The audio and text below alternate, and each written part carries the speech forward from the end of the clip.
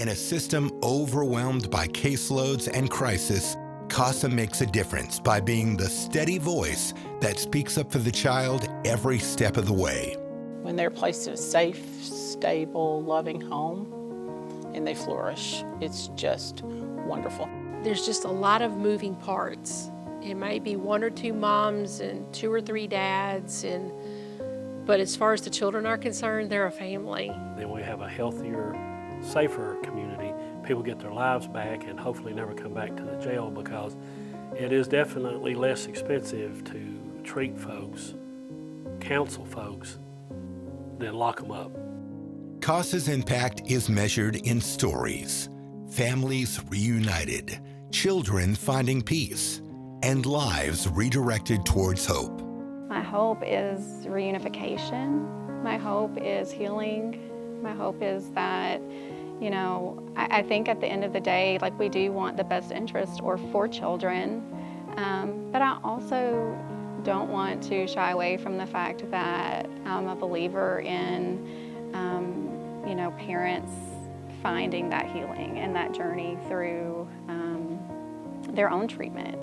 And I pray that they see what can happen and see, the struggles that their kids are potentially facing or are facing. Seeing children that go beyond what they were supposed to do developmentally, and seeing children that maybe didn't have a lot of hope, that now have hope themselves. When the children were returned, it's like, we don't need to see you anymore. They're yours. We don't even need to wait till Saturday if you don't want to wait till Saturday.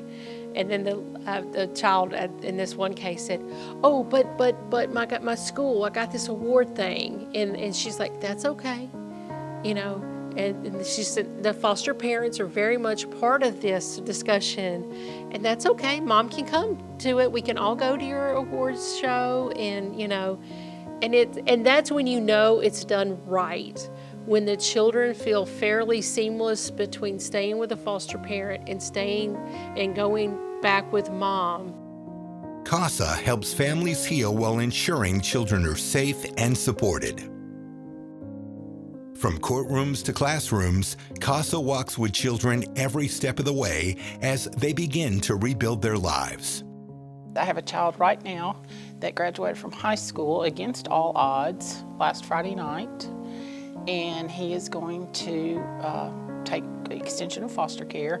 He's already been accepted to an accredited college, and he's going to go to school online. His mother, he was reunited with his mother, and his mother is sick now, and so he's going to stay at home, help take care of her, and finish his degree. To be able to say congratulations, and their tears, their tears, whether they were a CASA case or not, we're sitting here, right, and you're like, "You just did such a good job," You can't help but cry, because family's restored, and everyone's healthier.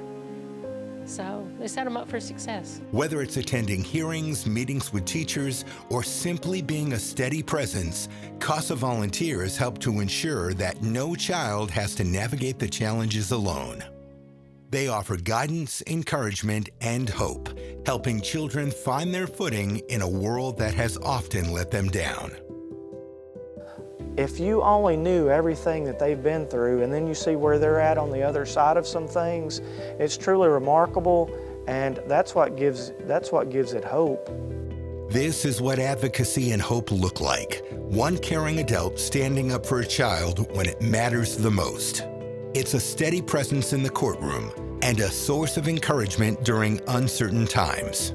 It's showing a child that someone believes in them, fights for them, and refuses to give up no matter how long the journey takes.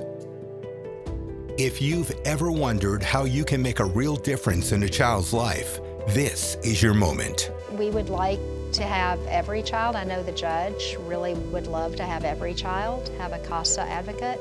I would agree with that would be very helpful. And for that to be the case, we really do need more advocates. We need men. We have a couple of men that are advocates, and they are wonderful. We need more. It would be wonderful to have more men. It would be wonderful to have more women too. It would be wonderful to have just anyone that has a heart. Try it. Just give it a try. It takes training, and we're serious about the training because these children are the most vulnerable in the state of Tennessee. They don't have parents. Many of them are educationally, emotionally, physically neglected. They are the most vulnerable. If you're thinking about becoming a CASA and you don't think you're qualified, you are. Because if you have it on your heart, that means there's something there. Listen to it. Something's tugging at you. That means that there's a reason something's tugging at you. You can talk to anybody here, they can get you signed up. But more importantly, what can I do to support CASA if I don't think that I could be an advocate? You know, we don't all have time to even take on that one advocacy. And so I'll tell the same thing that I tell church groups that I talk to. You can donate your time, you can donate your talent, you can donate your money, and if you can't donate any of those things, you can pray.